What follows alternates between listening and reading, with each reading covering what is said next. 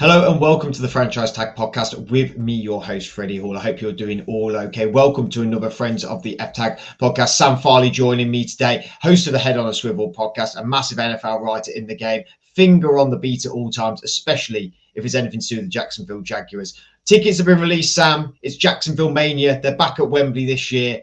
How excited are you? I mean, it feels like we've just been talking about it before we got on here. We keep saying NFL's only around the corner. The corner's getting shorter, surely. We've got to be nearer. We're nearer than we were in April, at least.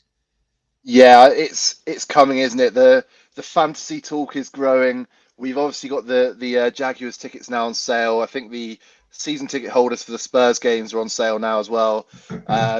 It feels so close. We're gonna have to unfortunately push through the preseason first, but I'm sure we'll enjoy that when it comes. We don't need to worry about Tottenham because Jacksonville Jaguars have made Wembley their fortress. I mean, you guys, I think you've probably won more there than in Jacksonville. It feels like that anyway. Do you know what? I don't know the numbers off the top of my head, but that game, I think it's arguably the game of all of the international games this year. I know there's a huge amount of Packers fans will be furious that I could say that, but I just think the Jaguars are. I'm not going to say they're going to be brilliant this year, but I think that realistically they're not going to be. They can't be any worse. I think there's going to be some quite significant improvement. And the Broncos, I think they're one of those teams everybody is just really looking forward to seeing under Russell Wilson. Well, I've got my ticket sealed, and I have to admit, though, as a Steelers fan, we should probably point out that you are a Jags fan, Sam. That's why we've kicked off with this. Yes. We just dove into it. But Sam is a massive Jags fan. But Russell Wilson is, though I'm a Steelers fan, Russell Wilson is my favorite player in the league. I absolutely love Russell Wilson. I loved him in Seattle, loved him and love him now in Denver, loving that team coming together. And obviously, Jacksonville Jaguars only on the rise. I mean, we've got to talk about your draft. You had the number one pick. It was always going to be Aiden Hutchinson up until 2 weeks. And then 1 week before the draft, and then the rumors spill. It starts to percolate through the NFL community, the NFL UK community for that matter. Trayvon Walker's name starts going up. Could he be the second pick? Could he be the third pick? Maybe he'll drop. But no, he props himself to the number one pick. You get Trayvon Walker, that number one. It was no surprise by draft time that you guys took him. You then also trade up from the second round into the number 27 pick to get Devin Lloyd. And then you had a great draft going down. Luke Fortner, the offensive tackle, Chad Muma, the linebacker. It feels like a lifetime ago, April, but there was a lot of people coming out of that draft, Sam, saying that the Jacksonville Jaguars hit a lot of home runs, especially that Devin Lloyd pick. How did you feel about it on the night? Yeah, I was really pleased with it. I must admit, Trayvon Walker, there was kind of the three edge guys that everybody was kind of throwing out as they should be number one, and obviously Trayvon Walker was the guy who went number one in the end. But I'll be honest, I would have liked Hutchinson. He just seems like a real culture guy. But ultimately, I think when you look down what the Jaguars did, you can see there is method to their madness, which I think maybe hasn't necessarily always been the case in the past, which I think is really promising. And look, I mean, we all fantasy players here. We love a draft where our team gets somebody who's going to be fantasy worthy. And there certainly wasn't really any of that for the Jaguars this year. But what it has been is just really strong, solid additions that are going to get this team going. We've improved the defense, which needed to be done. We've obviously improved the offensive line as well, plus obviously free agency. So Trevor's going to be protected. I just think it does feel like something's changing there. I actually went to the NFL live, Jaguars live thing this past week, and Tony Boselli was there, obviously a Jags legend. He made a comment. Somebody asked him what it was like having Doug in at Jacksonville, and he said, "Oh, it's nice to have a proper NFL coach for once," which was obviously quite a cutting remark, but I think it does feel like something's happening, and this is a proper football team for the first time in, well, at least a year, if not a little bit longer. I mean, Doug Peterson does not have a reputation for kicking the kickers, so that's one positive, I suppose, this year. But yeah, it's definitely a very good start. I mean, he may like a strip club or two. We don't know. We can't comment for Doug. We can't comment for him, bless him.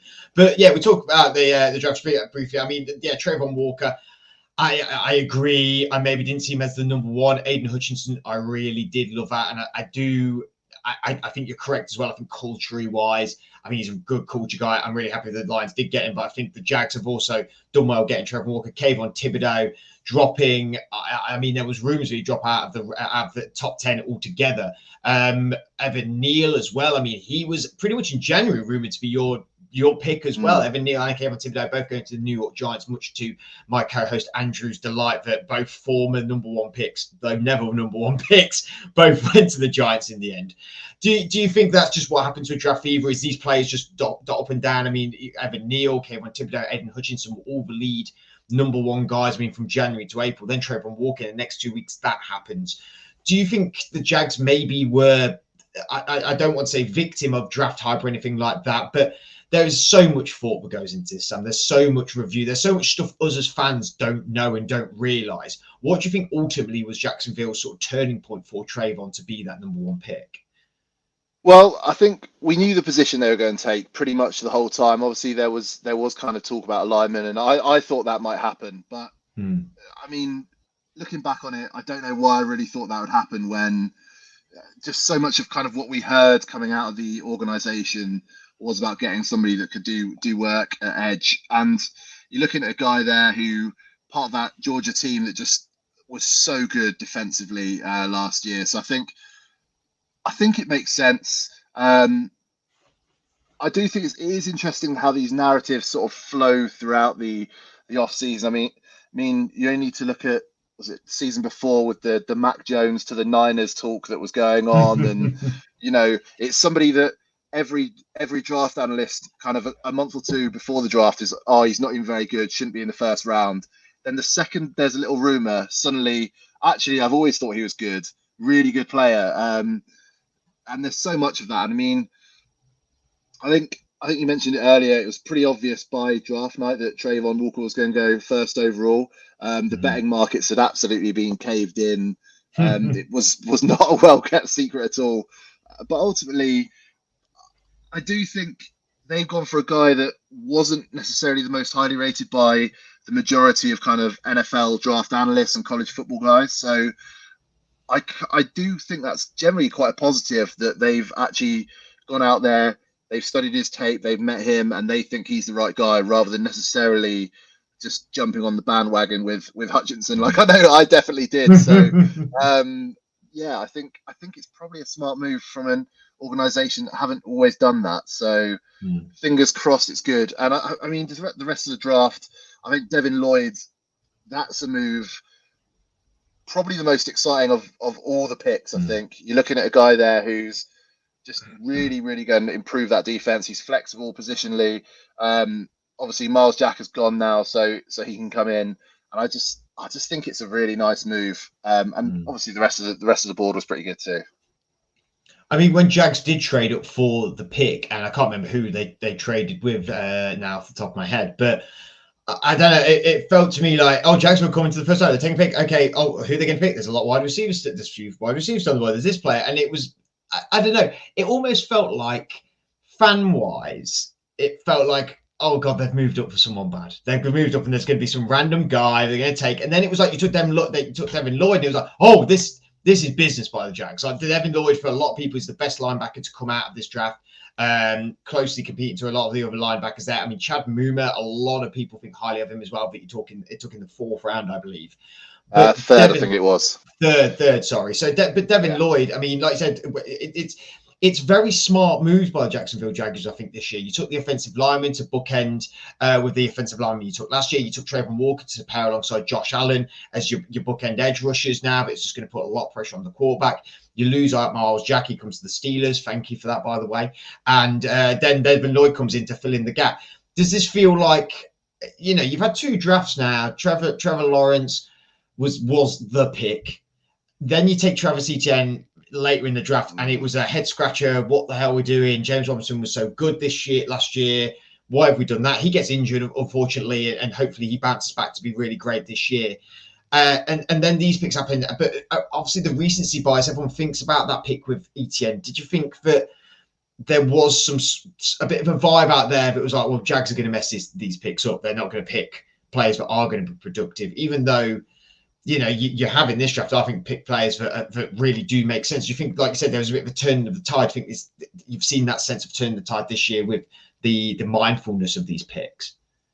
Yeah, hugely. I mean, that's the thing with Jacksonville, right? You see them pick somebody, and if it's not someone that was very consensus to go there, you automatically assume they've absolutely bungled this.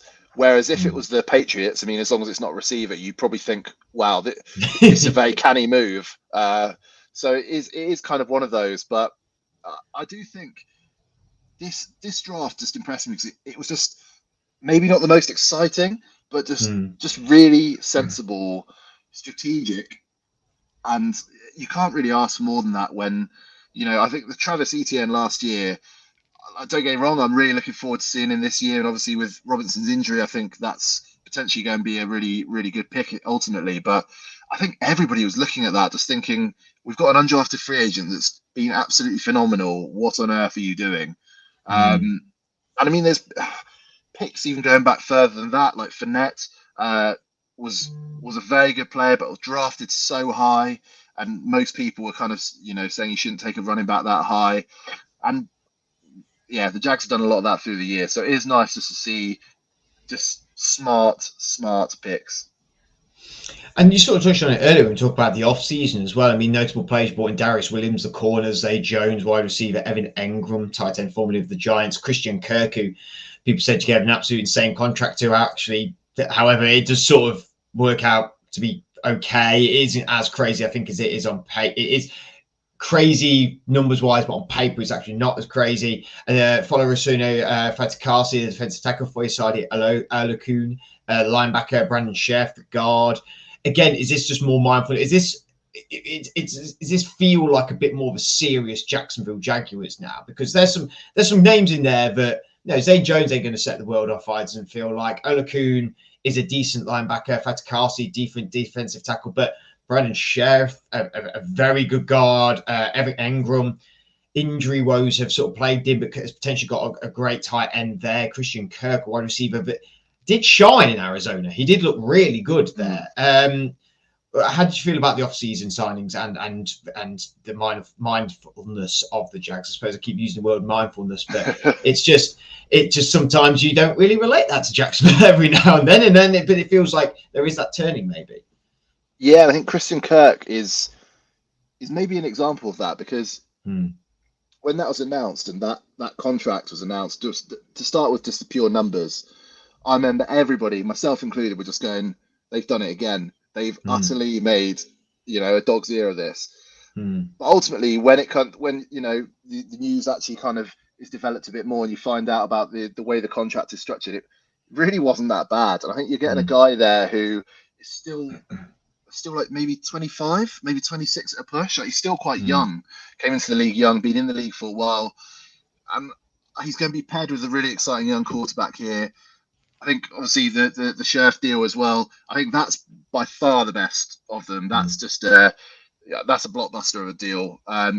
Keeping Trevor Lawrence on his feet is the most important thing the team can do, and they've now got a guy who's proven previously he can do that and do it well. So I think that offensive line has been hugely boosted. A lot of the other moves, particularly the defensive moves, maybe not the most exciting. I don't know if they're guys who are going to really go out and be game changers, but just good, solid roster additions that will, maybe just the marginal gain, improve the defense by like 1%, 2%. But ultimately, that's all you can ask for. And I think Evan Engram is a really interesting one. He's got boom or bust capability, it feels like.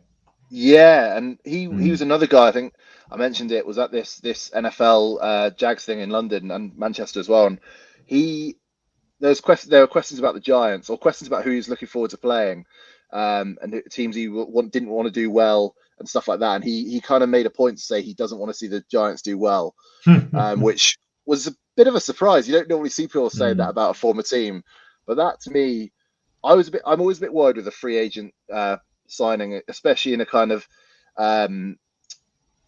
what's the word, like a playmaker kind of thing position. I'm always a bit worried that, are they over the hill? Is it just for money? But he genuinely seemed to have a huge chip on his shoulder.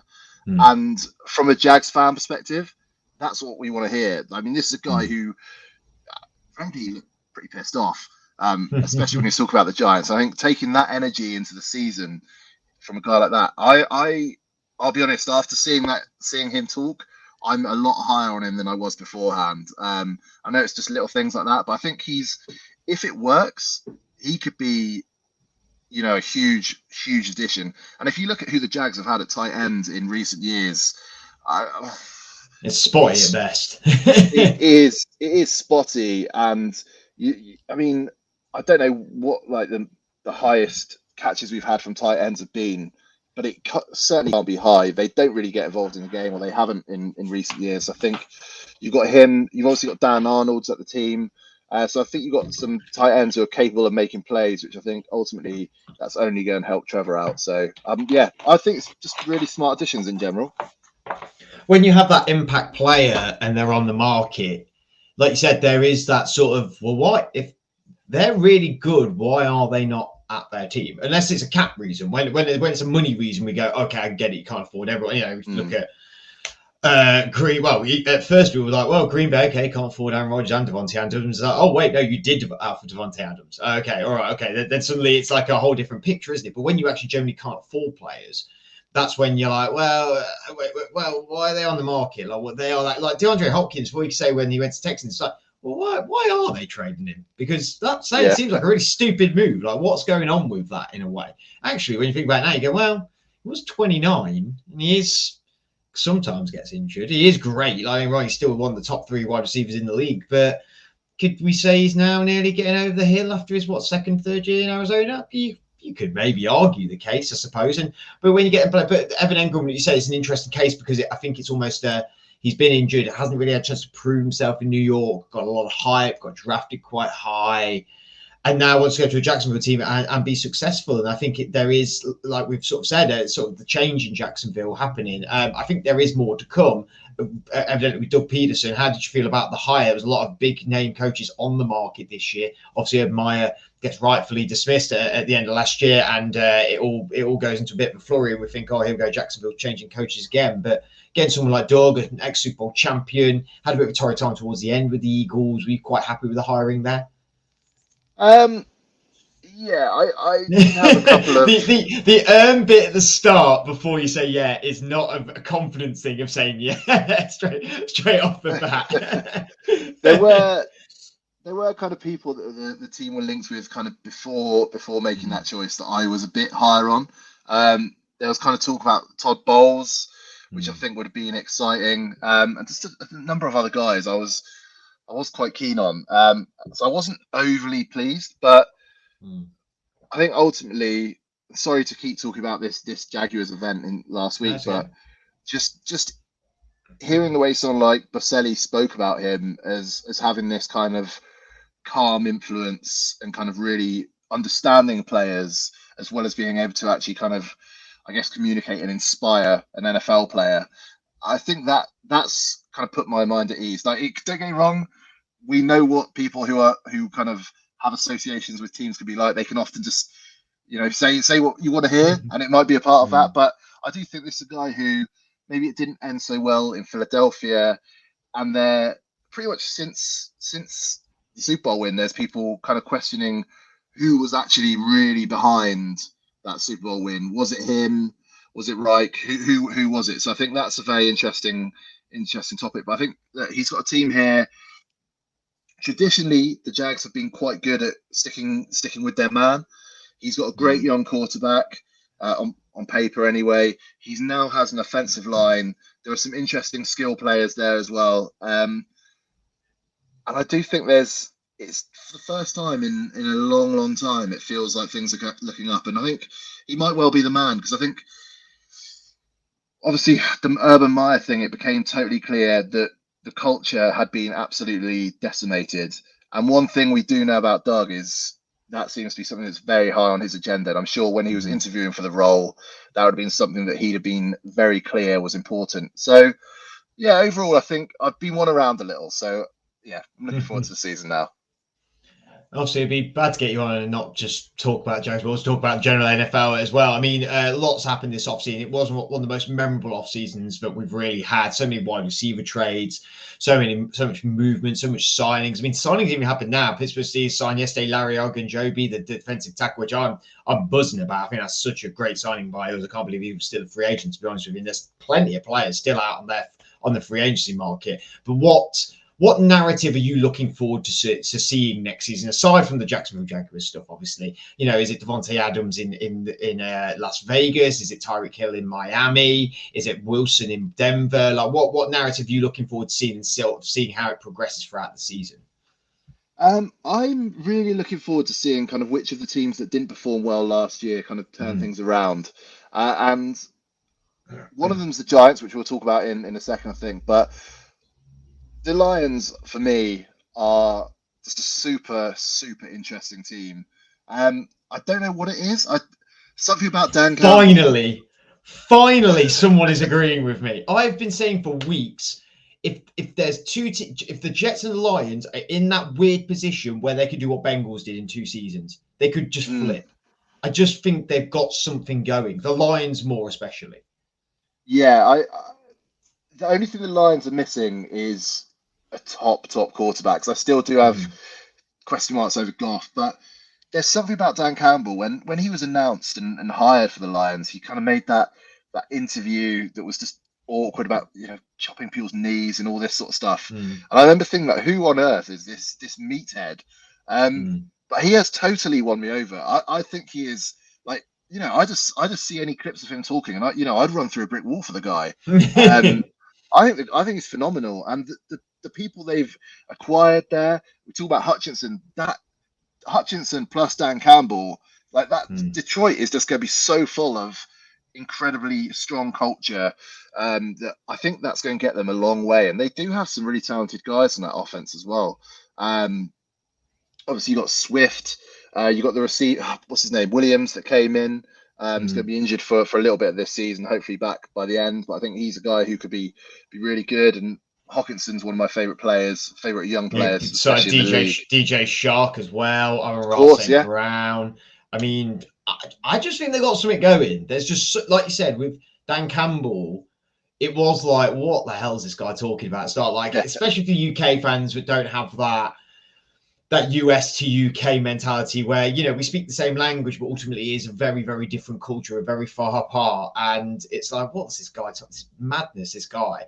And then by the end of the season, I'm like, I'm all in for you. Like, I would, run for a brick wall for you. Like, he just has this ability. But I do think you're right about the key quarterback. But that was the same with the Bengals. They had the foundations. They had the players. They need that quarterback to push them over. And they tank this year. There's 2 very good quarterbacks in the draft next year that could easily take the helm there. And it could be a very different story. Definitely. And you mentioned the Jets. I think they are a team who... they are only going to improve. They've done so well. I think they probably had the best draft out of anybody in the entire NFL for me. And they are just, you talk about narratives. I think it's going to be really interesting to see how a team such as the Bengals kind of do this year. I think they were maybe slightly fortunate to go as far as they did. I think they rode their luck a few times. And ultimately now there's going to be a lot more expected of them, a tougher schedule. Let's see if they can keep that momentum, keep improving, or will there be some sort of regression? I would think a slight regression, but I'm looking forward to finding out. But I think this is arguably one of the most exciting seasons we've had ahead in a long time. I feel maybe I'd say that every year, but every single team, there's a narrative. There's so many trades have happened, like you mentioned. There are so many kind of comeback stories waiting to happen. Like, I mean, the Chiefs without Tyreek Hill. It's not something I really thought would happen in a long time. So to see that, obviously Aaron Rodgers without his sort of best receiver, and they've not really got anybody with a big name in to replace him. So that's a very interesting situation as well. I think there's a lot of teams that we're going into this season thinking are going to do really well that might really underperform, and vice versa. I think there's a lot of teams that maybe aren't so fancy, such as the New York Giants, that could have a very, very strong year. Sorry, when I was fiddling around there, my computer decided it wanted to nearly run out of battery. So I was just plugging in, but I listened to everything you said. Yeah, I agree. It is one of them cliches we say every year. Like, this year is going to be bigger and better. But like, it's not. I mean, I could probably watch the same sort of podcast that I did this time last year, and I probably would have quoted that and said next year is going to be so amazing. But it is true. This is what excites us and what brings us as fans to carry on watching is the development of the game year on year. It doesn't get stale. It's ever changing. And as the money goes up, the more madness happens, the more there's movement, the more the players demand more. It gets so... March is more exciting than April when it comes to the draft. It almost feels like we get that excitement, then the draft comes along and it's even more exciting. Then the draft this year was equally as exciting in my mind anyway, with all the movement that was. But you're right, there's so much to think about, so much to talk about, and it's going to be such an exciting season. We did talk briefly about fantasy football before we got on here. I know you're a big fantasy football player yourself. You're in a few leagues. Excuse me, sorry, ourselves included. We have a fantasy football show, which I'm sure we'd love you on at some point. We were talking about a certain player, however, that you think is your sleeper player, I suppose. And I am doing this completely for Andrew, our co-host's benefit. But we were talking about players, talking about drafting, talking about who you get. But who is your sleeper player for this year in fantasy football? So there's obviously a couple, and there's one team in particular. I kind of mentioned them as a team I think are going to improve. But the Giants, for me, there's no way on earth they're going to have the kind of play that they had last year. They have an offensive mind in there. They have significant improvements on the offensive line. I think Saquon Barkley, for where he's being drafted at the moment in terms of ADP, you're looking at a guy who's going to exceed that. I think he's going to be definitely a top 10 back, probably a top 5 back next year.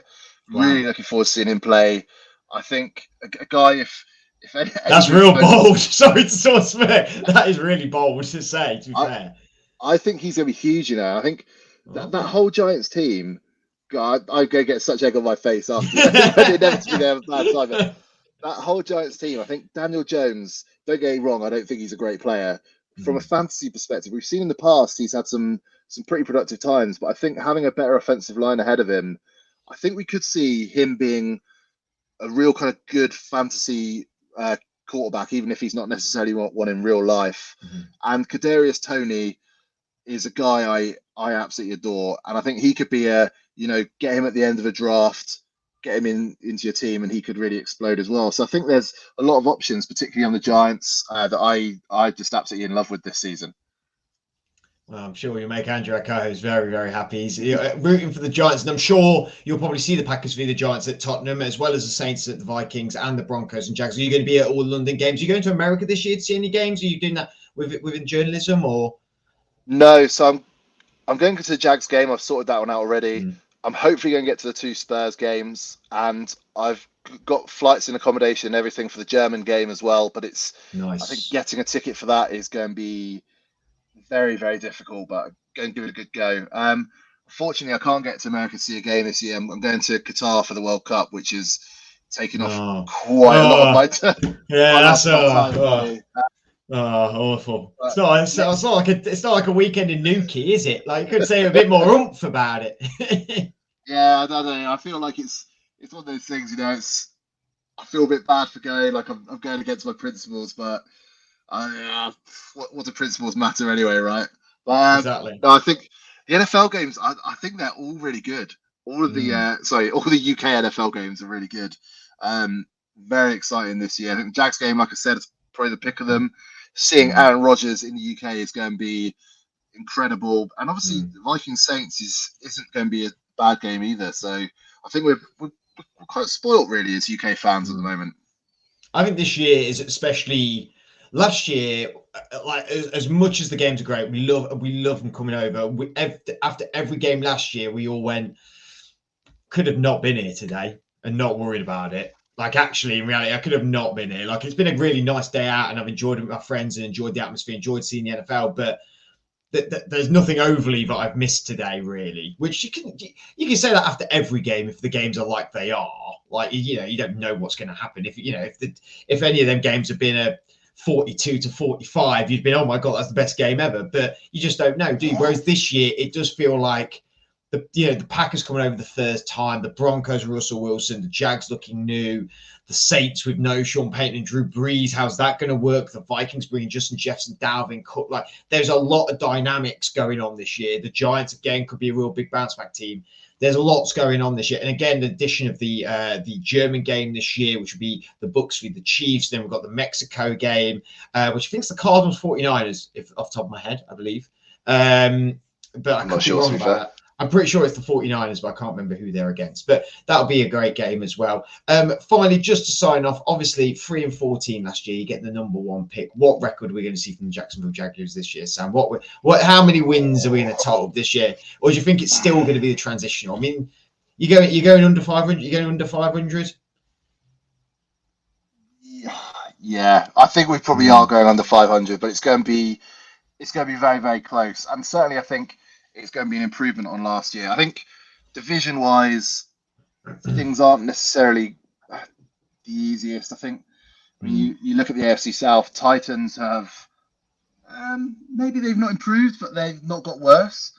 The Colts, I think, actually have a quarterback now, so they're going to improve. And the Texans, frankly, can't get any worse. So I think all in all, it's going to be tougher in the division, but I think there's promise in this team. And ultimately, I'd say a team to look at would be the Jets last year. Not a particularly great year, but you could definitely see there was a progression from the year before, which I think as a fan would have made you happy. And I think that's what we'll see from Jacksonville this year. A solid progression, probably stay under 500, but enough that we'll see some hopes for the future, I think. Well, lastly, thank you for coming on with us, Sam. We really appreciate you coming on with us. And the AFC South it's a mixed up division, but we just don't really know just yet. I think it's going to be definitely lay of the land where that division is going to happen in the first 3 or 4 weeks, and then we're sort of going to see what happens progressing moving forward. But Sam, you've been a really great guest. Thank you for coming on. Make sure you follow all of Sam's stuff on social media, whether it be NFL or all the other sports. Enjoy Qatar. Take your sunscreen, take your home comfort, take a bit of Marmite and stuff, because you may not be able to get it out there, you know what I mean? But I'm sure, like you said, forget principles when we win the World Cup, right? Exactly. I think it's coming home, isn't it? Oh, it's coming home. We never thought we'd say it on the Franchise Tag Podcast, but it is coming home. But until then, make sure you like and subscribe to the Franchise Tag Podcast. Again, check out Sam's stuff all on social media. We'll see you all very soon for another Friends of the F Tag episode. Many of them coming up in the future. We'd love you to come on, Sam, for a Franchise Tag fantasy show later on in the year. That'd be really great. You can get sort of the intel of our fantasy leagues, which there's a lot of nifty moves going on in our league, a lot of crazy things. So I'm sure it'll be good fun to talk about. But again, thank you very much for joining us. We'll see you all very soon.